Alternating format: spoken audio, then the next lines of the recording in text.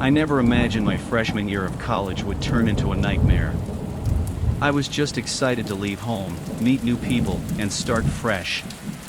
When I first met Tony, my roommate, he seemed like the perfect guy to share an apartment with. He was friendly, knew a lot about college life, and even introduced me to some cool spots around campus. Our apartment was on the edge of town, surrounded by dense woods. It had a kind of secluded charm, which I liked at first. But at night, the isolation felt eerie, especially when the wind howled through the trees like whispers of warning. Things started getting weird about a month after I moved in. It began with noises, strange, muffled thumps and scrapes coming from the basement at night. Tony brushed it off, saying the house was just old and settling into its foundations. But the noises didn't sound like any house settling I'd ever heard. Then there were Tony's quirks that I hadn't noticed before. He'd get phone calls at odd hours and would talk in hushed, urgent tones. Sometimes, late at night, I'd catch him staring out the window into the dark, his face tensed and his eyes flickering with something I couldn't quite place. Whenever I asked about his family or where he came from, he'd change the subject or give vague, evasive answers. One afternoon, while Tony was out, curiosity got the better of me. I decided to do a little snooping just to put my mind at ease, I told myself. In the living room, as I cleaned up some old magazines, I found a loose floorboard. Lifting it, I discovered a stack of yellowed newspapers. The headlines sent chills down my spine. 2 locals had gone missing in the past year, last seen near our apartment. That night, lying in bed, every small sound was amplified in the silent darkness. I couldn't shake the images of those missing people from my mind, their eyes staring out from the grainy newspaper photos. I decided I had to know what was in the basement. Maybe I'd find something to prove all this was just in my head. The next day, as soon as Tony left for his evening class, I grabbed a flashlight and headed to the basement. The door creaked ominously as I pushed it open, the stale air hitting my face like a bad omen. I shone the flashlight around, the beam flickering over old furniture and stacked boxes. Then I saw a slight outline of a door hidden behind a large cabinet. Heart pounding, I pushed the cabinet aside, revealing a small, rusted door. It took some effort, but I managed to pull it open. The sight before me froze me in my tracks. Beneath a dusty tarp, I found the bodies. They were decomposed beyond immediate recognition, but the clothing and personal items scattered around them matched the descriptions from the newspaper articles. A cold dread settled over me as I realized I was standing in a hidden grave. I was about to run upstairs when I heard the front door open. Tony was home early. Panic surged through me as I heard his footsteps approaching. I hid behind a shelf just as he descended into the basement. "What are you doing, Tony?" I managed to call out, my voice shaking. He stopped, a slow smile spreading across his face. "You found my little secret, huh?" I was wondering how long it would take. "They were corrupted, Michael. I saved them. I gave them peace." His words were calm, but there was madness in his eyes. I knew I had to escape. As he stepped closer, I threw the flashlight at him and bolted for the stairs. I locked myself in my room and dialed 911, my hands trembling as I whispered my address to the operator. The wait for the police was agonizing. Tony pounded on my door, shouting about purification and salvation. But I held my ground, blocking the door with my desk until the police arrived. The relief I felt when I heard them restrain Tony was indescribable. They found everything: the bodies, the personal items, the photos of Tony with his victims. It turned out he'd been involved in disappearances across several states. Tony was arrested, and I was left to piece together the shards of my once normal life. Looking back, I realize how close I came to being another one of Tony's saved souls. It's made me wary, cautious of who I trust. Because sometimes, the most horrifying monsters are the ones hiding behind a friendly smile, waiting in the dark corners of our everyday lives.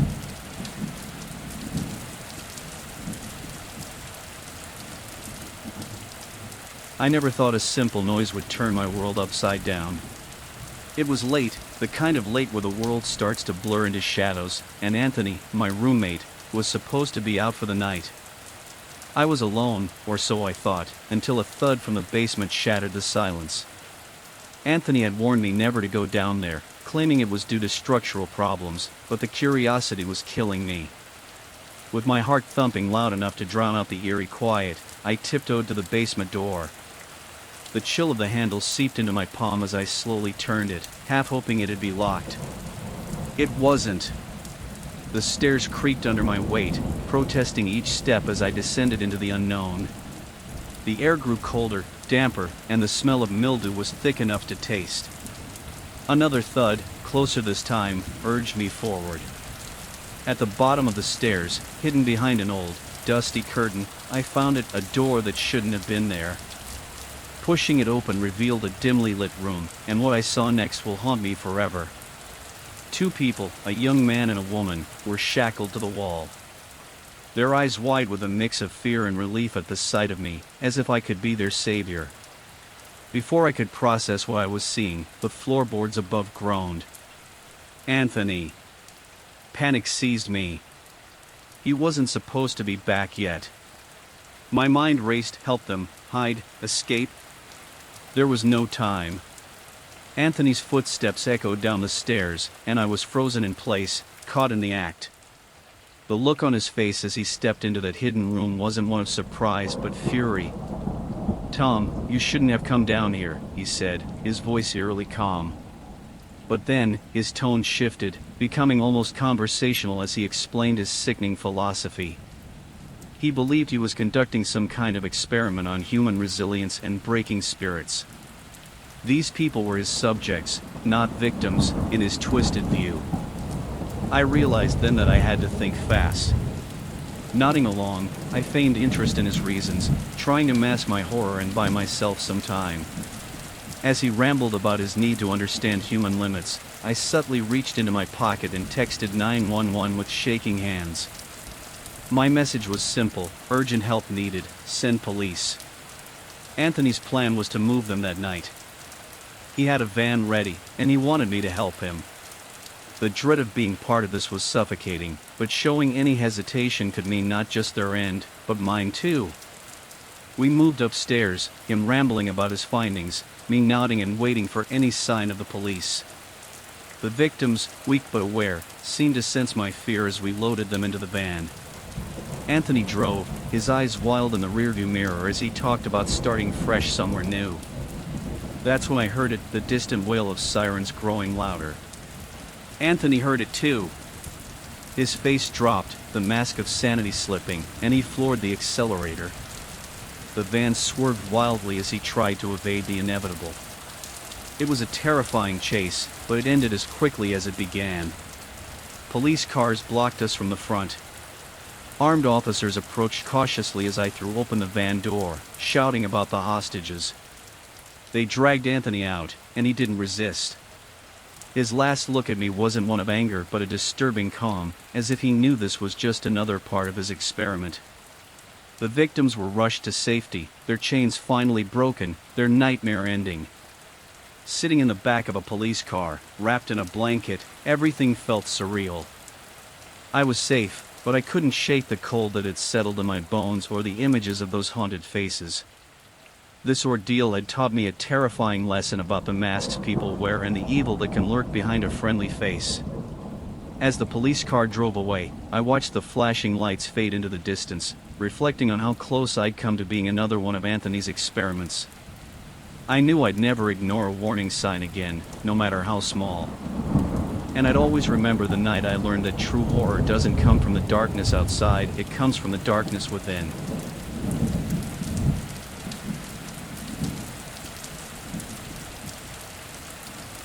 I never thought my first year of medical school would be overshadowed by fear, not of failing exams, but of the person living just across the hallway. My roommate, Luke, seemed like a decent guy at first, quiet, focused, and as eager as I was to dive into the medical world. But as weeks turned into months, I started to see cracks in the facade that made me question if I knew him at all. It began with small things. I'd come back to our apartment to find my things not quite where I left them, My books on neurology, which I always kept by my bed, would end up on the living room table or stacked in a strange pyramid in the kitchen. Luke would just shrug it off, claiming he hadn't touched them, or maybe I was just too tired and forgot where I'd put them.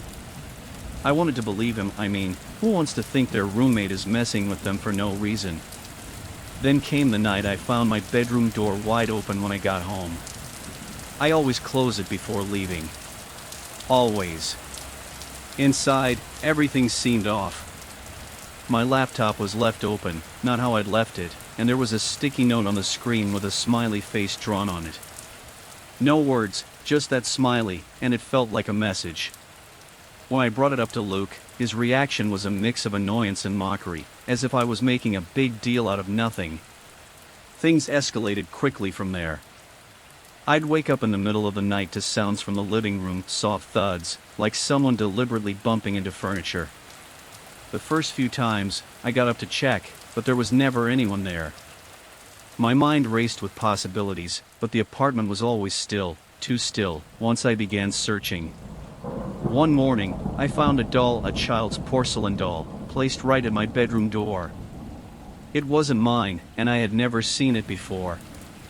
Its glassy eyes seemed to stare right through me, sending a shiver down my spine. Luke denied any knowledge of it, his face expressionless, almost too calm. I tried to ignore these incidents, to focus on my studies, but the unsettling events kept piling up. My medication once went missing, only to reappear in the freezer, frozen solid. My study notes started to have pages torn out, and once, I even found one of my shirts, neatly cut up and placed under my pillow. One evening, I returned earlier than usual.